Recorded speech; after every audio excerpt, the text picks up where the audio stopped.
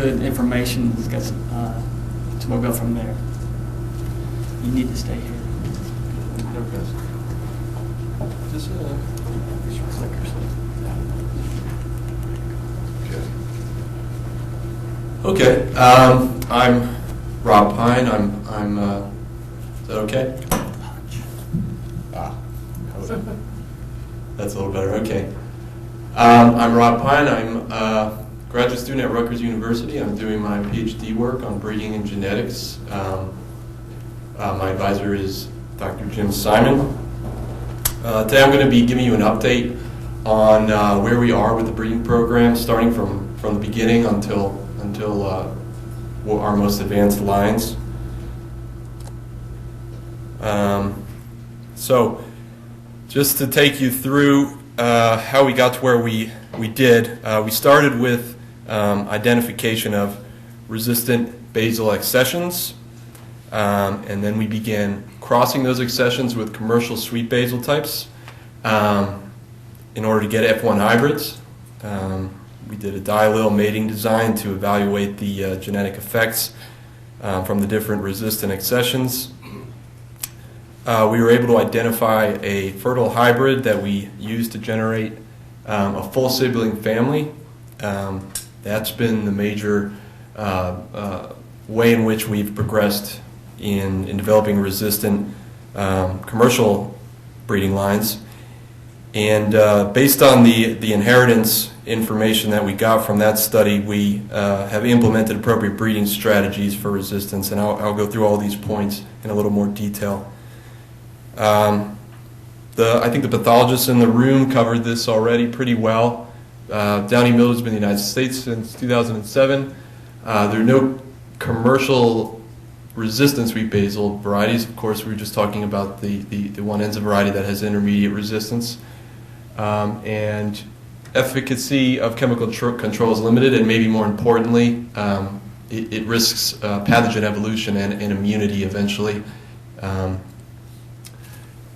Just shown here, these are the different stages of the pathogen life cycle. I'm not sure if we really covered this, but it begins with spore germination, which is spore germination directly into a hyphae that enters the stoma. The hyphae penetrate through the stoma into the leaf tissue. This is a cleared leaf with the hyphae meandering through in between cells, and what it'll do is make these appendages called haustoria. These are what are going to extract nutrients from the leaf and cause the chlorosis that you see at the beginning of infection. Afterwards, given high humidity and leaf wetness, you get emergence again from the stoma. Here you see the fruiting bodies of sporangiophoras coming out of the stomata. Here you see the fruiting body itself, and then these are the sporangia, which are, I think, about 30 microns about. So we first identified resistance in 2009 in a field trial in a variety of Ocimum americanum spice or blue spice. They're probably genetically identical. After that, we decided to move to a greenhouse screening system. Field trials are really great and probably most effective, but they're very resource demanding. So we developed a very simple system of screening basil at a young stage, cotyledon stage in fact, and we found that this could be used to predict putative resistant or potential resistant varieties, and more importantly, it could be used to weed out all of those non-resistant varieties. So here's a image of the cotyledons, which maybe some growers have seen, with the sporangiophoras, the sporulation coming out of the bottom of the leaf. Here's a slightly older plant with a lawn of sporangiophoras. So you see we have a pretty effective method. We have the environmental conditions down pretty well to where we've been able to maintain a constant and the same downy mildew pathogen since 2011 when we first brought it into the greenhouse. And this is an example of our stock plants we keep in to perpetuate the disease cycle. We're continually introducing new susceptible hosts. So using this system, we first decided to have a look in the Ocimum basilicum Germplasm. The idea was that if we could find something in the same species as the commercial sweet basil, we'd be able to cross it easily and move quickly towards breeding for a resistant variety. We identified 3 USDA plant introductory accessions, 172.996, 997, 998. Again, these are probably very genetically similar. They look just about the same. So this was encouraging. And we also identified another variety, or another USDA accession, PI 652053. Now, this is likely a mistake. This is actually a different species, and we found that out when we began trying to cross it. This accession here will cross right into a commercial sweet basil. So I just want to quickly explain how we do our crosses.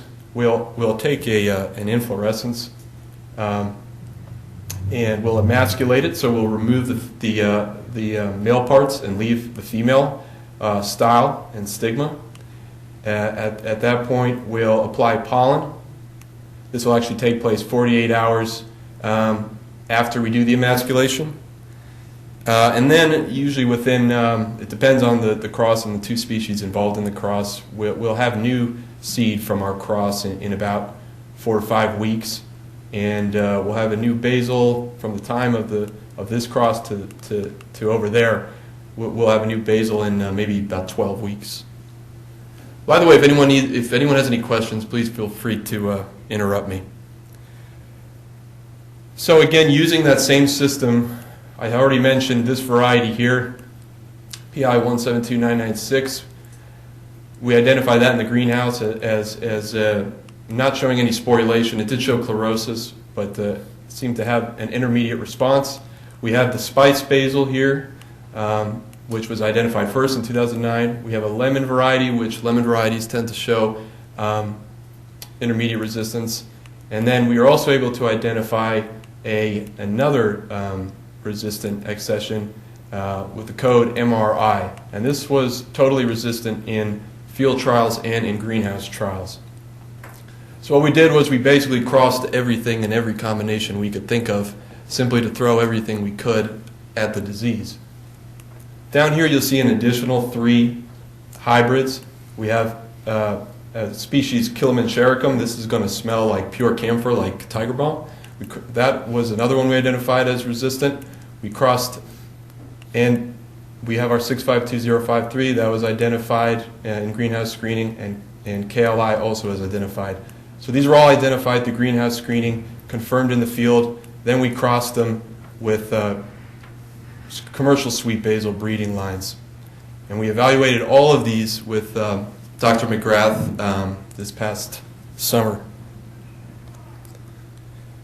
And so Meg did all the ratings for us, as she described is how she did these ratings, using her system with the units of disease severity reported as area under the disease progress curve. So the higher you go, the more susceptible. So you can see pretty much all of our sweet basil parents were really very susceptible, as we would have expected. Again, here's our PI that we identified in the greenhouse with an intermediate response. And here's what's most important. Down here are really, really resistant varieties. MRI, spice, we already know, the camphor basil, and these 2 small leaf Americanum varieties.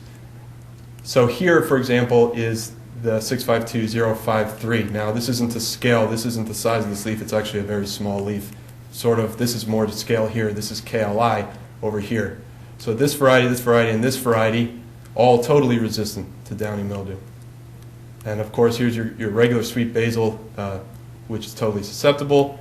Here's the PI, 172996. So then, these are the parents. So if you look at the hybrids, what we see is those parents that were totally resistant, when you make crosses with them to your commercial sweet basil, you get really nice results. Here's the small leaf basil variety crossed to a sweet basil, very low disease incidence or severity. Here's the MRI, cross-test B22, very low, almost no, or actually no disease severity. Another small leaf Americanum variety that was one of the resistant parents, very low. One interesting thing that popped out here is that we had been trying to use lemon basils as a source of intermediate resistance.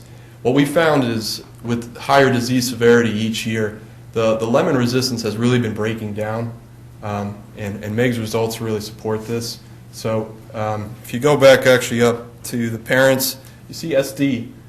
It's not significantly different from your commercial sweet basil variety. And then if you look at the hybrid we made when we crossed the lemon with the sweet basil, also not a great result, although maybe some tolerance. So I guess what this tells us here is the lemon variety really had to be thrown out as a source of any kind of significant tolerance or resistance. But in all the cases of our resistant varieties, when we made those crosses with sweet basil, we got a dominant effect in the F1, which means that you're getting full resistance in the F1 due to the resistance in the resistant parent being dominant over the susceptibility in the susceptible parent, which is encouraging as a breeder. In terms of what these hybrids look like, they're pretty wacky. They're not anything like a sweet basil, pretty much. Here's your reference again at sweet basil. Here's the spice crossed with sweet basil. It's actually not too bad. The lemon crossed with spice, also not terrible. MRI, whenever you introduce this into even a lemon or an Ocimum basilicum species, you get a really wacky result. These leaves are very strange. Similarly, the composition of the essential oil constituents is also going to be very strange in these hybrids. A lot of times you're going to get a dominant effect not only from the resistant parent in terms of response to disease, but their look and also their flavor, their taste, their aroma. So we like to use these charts here. They're helpful for us to visualize what's going on in terms of the flavor profile and aroma profile of our breeding lines. On the outside here are breeding lines and some accessions that were identified as resistant. Here's the MRI that's incorporated here and incorporated here into these hybrids. Up here is KLI, that's a resistant one. Spices are up here. Now, these colors represent the constituents of the oils. So this is the most important one here. It's an orange color, and this is linalool.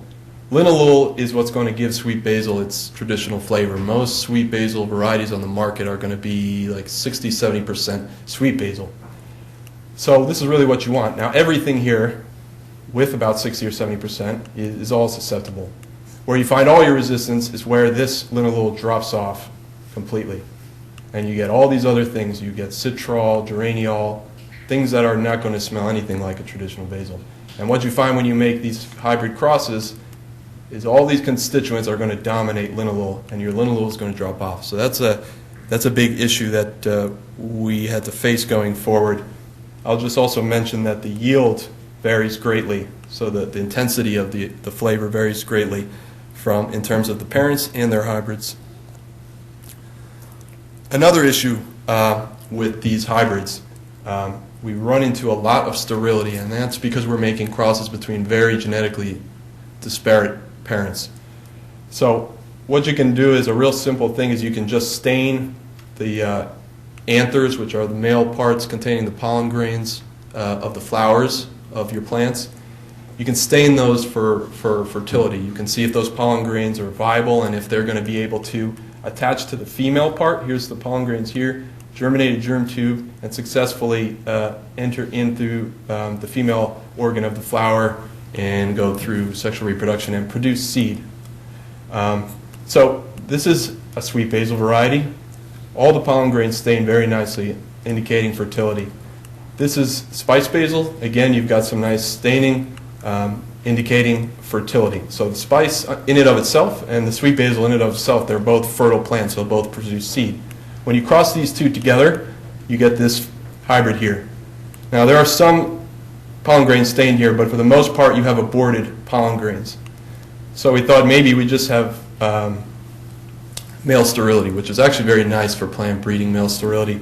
But it turns out when we try to take this hybrid and apply this sweet basil, these viable pollen grains, to the female part of our hybrids, we don't get any take, we don't get any seed. So the issue is larger than simply male sterility. And so here's a chart of all the hybrids that I was mentioning and their fertility. So you do see some partial fertility up here with the lemon varieties. Again, it's not really a viable option for breeding because it's not resistant or tolerant enough. You see sterility often when spice is involved. Actually, in just about every cross we've made of a spice, we get sterility. So we've got an endpoint there in terms of using the spice basil variety as a breeding line. When you look down here at your most resistant hybrids, the trend is sterility. The spice, the KLI, the SPI, all sterile. However, we did identify one completely resistant and fertile hybrid. So this was very fortunate, and this now served as the basis going forward for our breeding efforts. So the hybrid that I just described that's fertile and resistant is right here. Its parent is a sweet basil. You can see this is in the field. It's completely covered in sporulation, and this is MRI, completely resistant in repeated field trials and greenhouse screening. In terms of what they taste like, this is going to taste like licorice, and this is going to taste like traditional basil, and unfortunately this is going to taste like licorice. Indicated here, methyl chavicol is another name essentially for licorice when you're talking about flavor and taste. Linalool, again, is the sweet basil component that we're trying to breed for. So you see your sweet basil parent, very high in linalool, your resistant parent, almost no linalool, very high in methyl chavicol, and then you see a dominant effect with the licorice being dominant over the linalool in your F1. So that's one challenge initially off the bat going into breeding that we had to consider. So we decided to build multiple breeding populations from these parents and their hybrid. Shown again here on the far right, 329 is MRI, center plant, sweet basil, commercial sweet basil, and the F1 hybrid that's a result of those two being crossed. What we did was we selfed the F1, we got an F2, we crossed the F1 back to the susceptible parent, we got a back cross population from that, and we also crossed the F1 back to the resistant parent, resulting in a sixth generation related system. I'm just going to skip here. So why we do that, why that is important. And unfortunately, you can't just make selections based on the phenotype, based on what the plants look like. The problem is that you may see a plant that looks good, but it may be a carrier for disease susceptibility, just like humans can be carriers for disease susceptibility. So you may select a plant thinking it's resistant. If you don't understand the genetics behind it, that the progeny of that plant can be susceptible to disease, and you're just going backwards. Making all of these populations and analyzing their means and variances in a contrived breeding system allows you to figure out the genetics and really go forward in an appropriate manner and build populations with stable resistance. So for this study, again, we generated those populations described. We evaluated them over two environments. It was in an unbalanced randomized complete block design, similar to the other trials described here today. And we analyzed their means, variances, and distributions in order to figure out what is the genetic control over resistance. Down here is just a description of the number of plants we had in each generation: our resistant parent, susceptible parent, our F1s, our F2, and our two back cross populations. Here's what the trial looks like. This trial is a little unusual in comparison to your typical variety trials where you have blocks of plants of 10 to 20 plants. Here, every single plant in this field is genetically unique. So every single plant has to be rated on its own. So in total here, I was rating about 750 plants in one rating. We evaluated these populations across 2 environments. Another important thing in breeding is to make sure that your resistance is stable over multiple environments and that there isn't a significant genotype by environment interaction. So the way we do that is we need to have the same plant evaluated in North Jersey, South Jersey, Florida, wherever we're evaluating to make a comparison. So what we do is we'll grow out all of our seedlings and we'll make cuttings. Right, okay, it's working. And so one cutting will go to North Jersey, one cutting will go to South Jersey, and one cutting will stay in the greenhouse. So now we can evaluate the effect of environment here. We have our backup cuttings here, so when we make our selections, we can be breeding right away in the greenhouse. We can also do things like DNA extraction, essential oil extraction, all in the greenhouse as we're evaluating in the field. Andy already described the rating system. We use the same rating system here. The difference between Andy's trials and our trials, again, we're evaluating single individual plants instead of blocks or variety or plots of plants. So what the field looked like under disease conditions, we got really good disease conditions in 2013. We got really, really good disease conditions last year. It was, for us, it was very good. Not for you guys, I'm sure. This is an idea of what they look like. Here's even better. This would be around the time we would be making our evaluations. Here's an example of resistance and susceptibility in the field. Here's your MRI plant. Here's the sweet basil plant. So that's the level of differential response you see. So, and this is high disease pressure a little late into the season. So this plant really holds up well. Here's an example in one of our populations, in an F2 population, segregation. This parent has obviously gotten the resistance genes, this sibling has gotten the resistance genes, and this sibling has been, unfortunately, has not gotten them.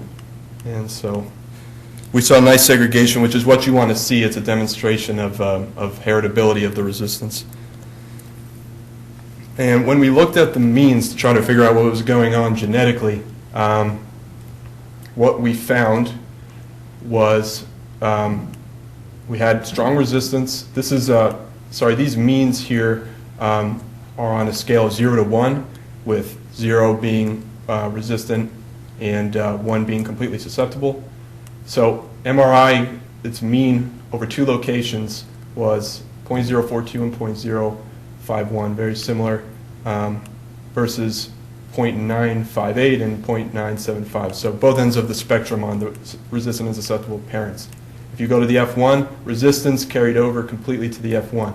So this, again, supports the idea that there's a dominant gene effect going on, and it's a good thing for breeding.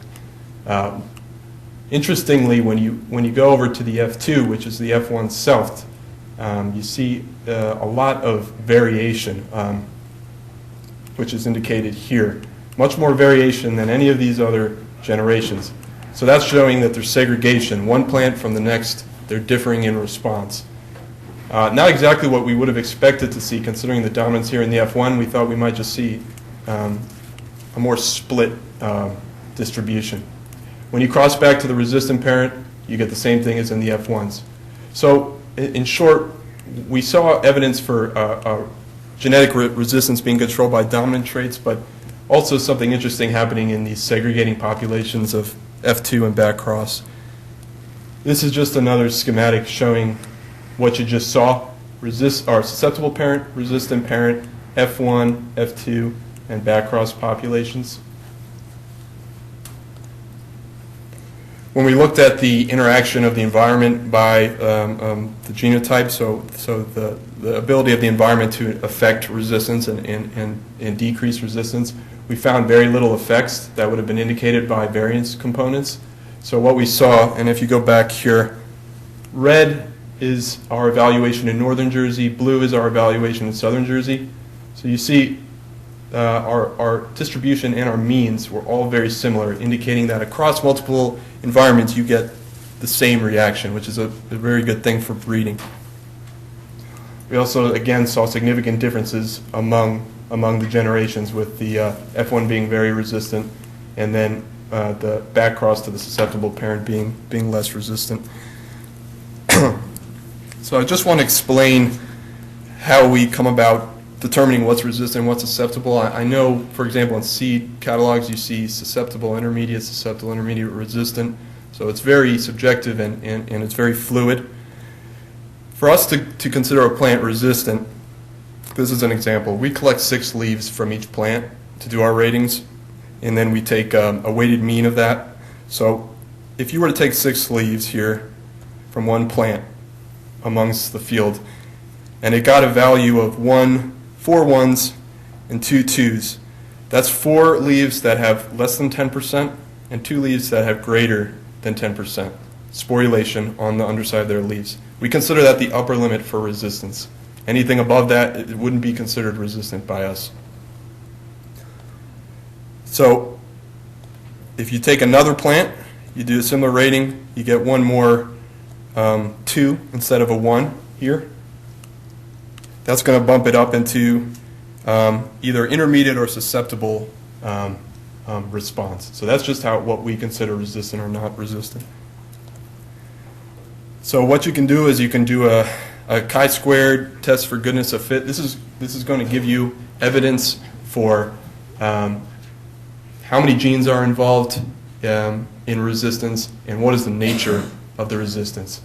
First thing we did was we tested the hypothesis for one gene controlling resistance. That's a great thing. These low p-values indicated that was not the case, so we had to throw out the idea of a single gene hypothesis. Then we went to the 2 gene hypothesis here, and we had evidence for 2 genes. So although we don't have 1 gene, breeding for 2 genes is still better than breeding for a resistance controlled by 30 genes. So that was encouraging. The only disadvantage is these segregation models, these gene models, represent a slightly complex genetic system, which I'll explain here. So we know the results of this study indicated that a dominant gene action is what's going to give you resistance. That's a good thing. There was also evidence provided that 2 genes were involved, and that the dominant alleles in these genes are going to give you resistance, and the susceptible alleles are going to give you susceptibility. So again, this goes back to being a carrier for susceptibility. So these recessive alleles, you could be a carrier of them, and you might not see it in the plant, but you're still a carrier of the resistance. And what they're going to do is have a resistance-reducing effect. So the overall end result of this study was very positive in that it gave us a good idea on how to move forward in an effective way and not be making false positive predictions on selections.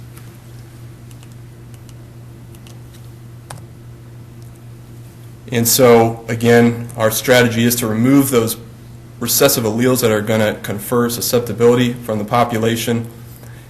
You can do that in basil by inbreeding over successive generations and making selections within each generation. What it's going to give you is what's called homozygous resistance. 2 loci are going to be dominant with 4 alleles, all of which are dominant. Now you have no more carrier alleles for susceptibility. You've eliminated them from the population, and you can move forward now simply breeding for commercial sweet basil traits. And so that's what we did.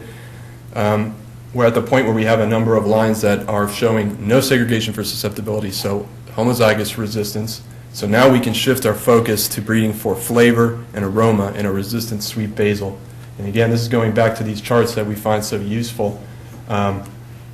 In green here is linalool. So this is an example of that population that we were evaluating in the field. If we look at the oils of all those and we look at the composition, we can graph them and get an idea of what selection to make. For example, there's clearly a big linalool peak here. BC759 might make a good candidate for resistance breeding. Same thing over here. Now if you look over here, this purple area here, this is methylchavicol. We might see a nice looking plant with resistance here, but it smells and tastes like licorice, so we probably want to knock those ones out of our breeding and selection program. And so another thing we're doing is breeding for a nice Genovese leaf shape. These are some of our most recent selections in the greenhouse. Again, we have cuttings in the greenhouse, so we can do our breeding as we're evaluating in the field.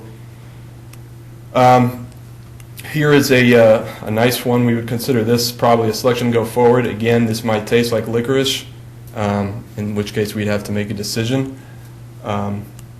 Here's another one we probably want to take. We still do get stuff like this. We hold on to some of this stuff because we hold on to some of the leaf-shaped plants that look like this because it is still possible, just like with a recessive allele for disease resistance, you could have continued segregation for the good leaf shape in the next generation if you collect seed from this basil. So this would be an example of two plants we would select in terms of phenotype, very straightforward.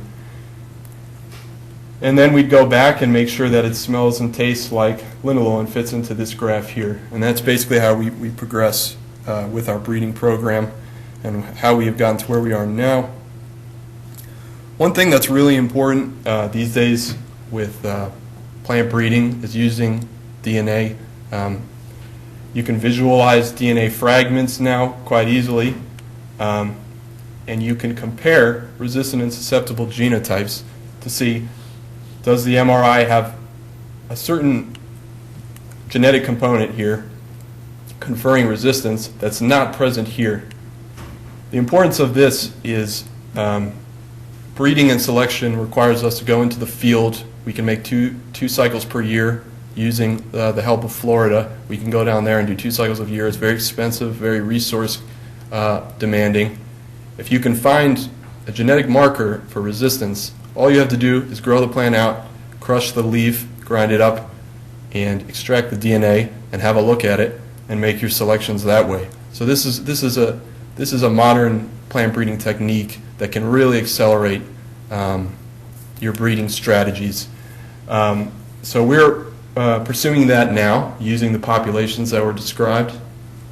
There is a database for basal DNA, or actually RNA, based on expression of certain genes. So we mine that database, come up with a bunch of potential markers, and then we extract the DNA from our resistant and susceptible plants and have a look for markers. Now, just to segue into Catherine's talk, she's going to be talking about Fusarium wilt. We had Catherine evaluated those same populations segregating for resistance for Fusarium wilt. And what may be happening here is the same thing. Some plants are resistant, some plants are susceptible. So now, if we can confirm this going forward, we can breed not just for downy mildew resistance, but Fusarium resistance in the same plant. And that being said, markers greatly help you do that, DNA markers. And I think that might be it. And Dr. Simon is going to talk a little more about where our lines are at and the stuff that you're probably maybe a little more interested in.